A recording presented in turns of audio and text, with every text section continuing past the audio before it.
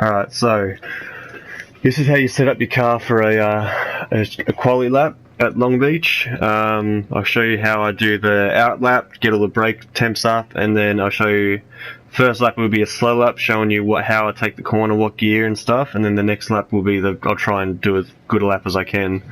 So first of all, you want to be on soft tyres obviously because the hards are absolute trash around here, and the track temp being 48 for a quali lap, it's not too bad.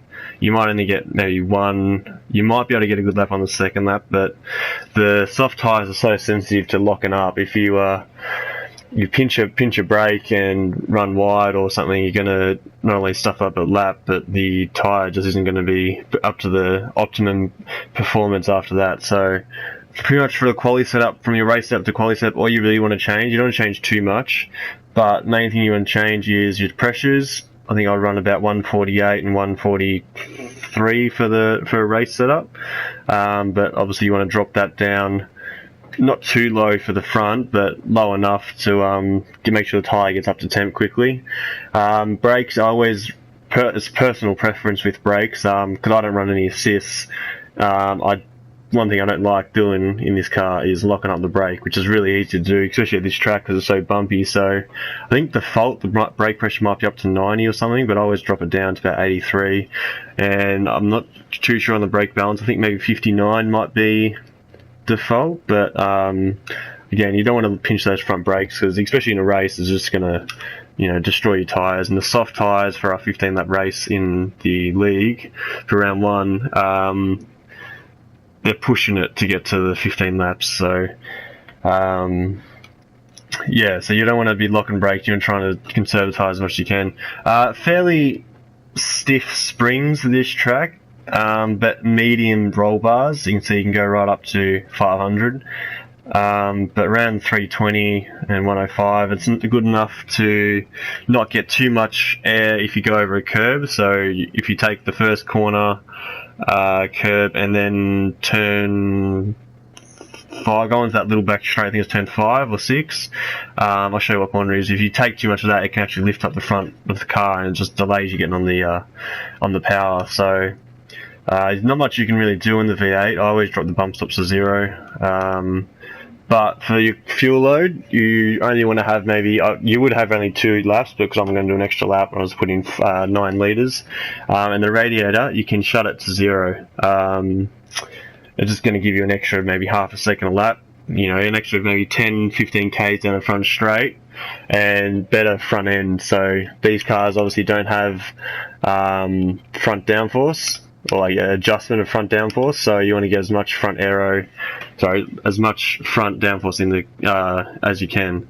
So you can't do anything on the differential side, so just save that and we'll go to track. So got to be mindful when we do the race, you're going to have other people coming down flying laps and stuff, so best thing to do is just take it slow on the out lap.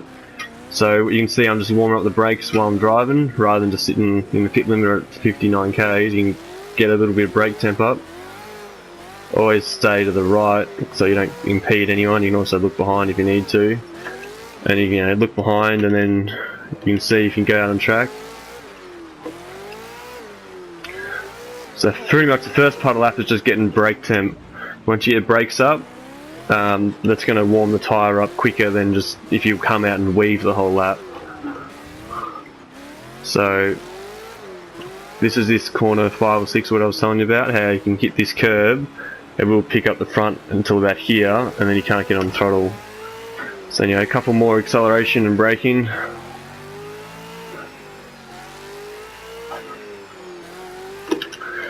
So another quick way to warm up your brakes is full throttle and just drag the brake, around the 20 to 50%. Just keep going up and down. Don't do it all the way to full brake, otherwise you will lock up. But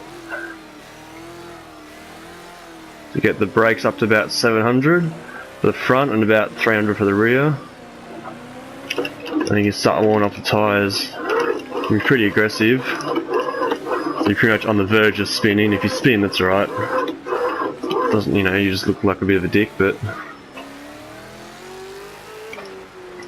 So anyway, I'll go through a slow lap first. So you want to start going in this last sector. You'll get more tyre temp. But what you want to do is start a lap, go nice and wide, turn it in, so you're going to get your best possible run out of this corner. So again, this is going to be a slow lap, just explain what you do. So you want to be, I'll show you, there's a big bump here. If you go too early, that bump there, you sort of saw the wheel move. You don't want to be on that. You want to be as close as you can to there. You're going to be up to 6th gear. And then you're going to see this black bit on the road. That's pretty much my braking point. Down to 2nd gear.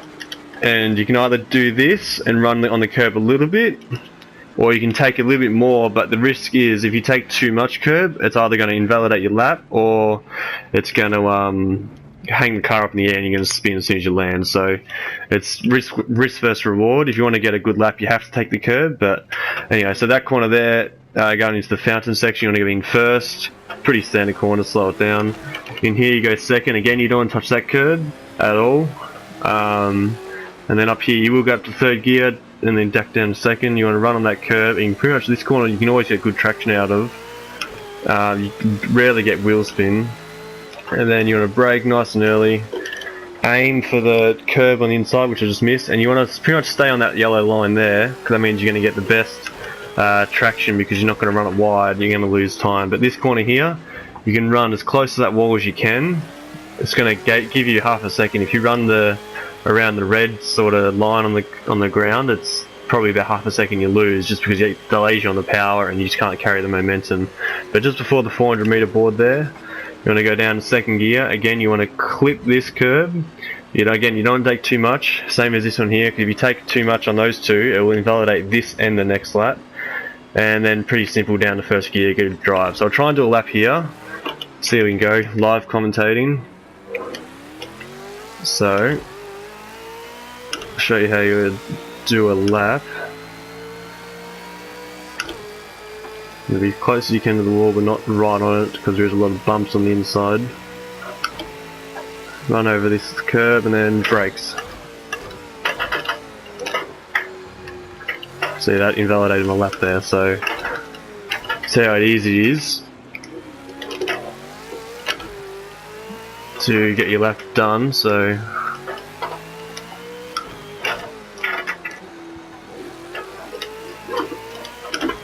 a little bit of wheel spin there.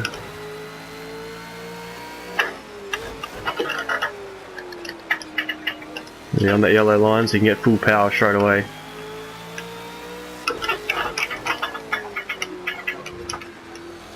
You can even take that, it doesn't count as an invalid lap. Take that tyre cone out, which you'll probably get taken out anyway, but... And then just before 300, bang, hit the brakes.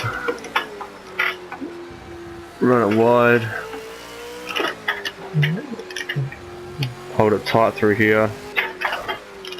Down to 1st. And then all the way up through the gears, and it should be around a 1 to 16 is probably going to be a good time. I'll try and see if I can do turn 1 a little bit better this time.